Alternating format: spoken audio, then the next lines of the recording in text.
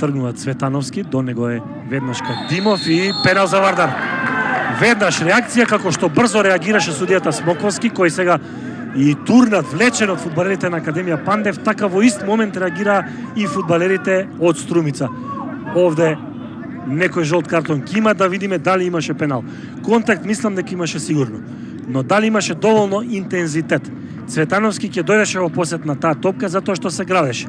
Не беше во позиција да биде опасен за голот на Академија Пандев.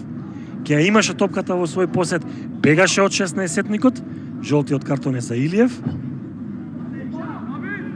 Знаете, има во таквите контакти во 16-етникот и интензитет на прекршокот. И некога судиите тоа не го санкционираат. Ајде да видиме. Од овде тешко, контакт сигурно мислам дека имаше. Димов, Цветановски, раката е на грбот на Цветановски.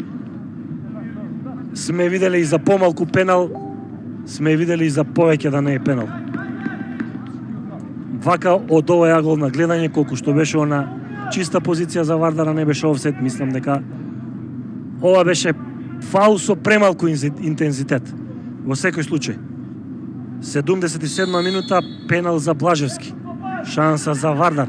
Блажевски во стативата, во мрежата. Вардар во 78 минута води со 1:0. Пенал на Блажевски. Во враќањето во црниот дрес да помогне, погодува за водство на екипата на Вардар од 1:0.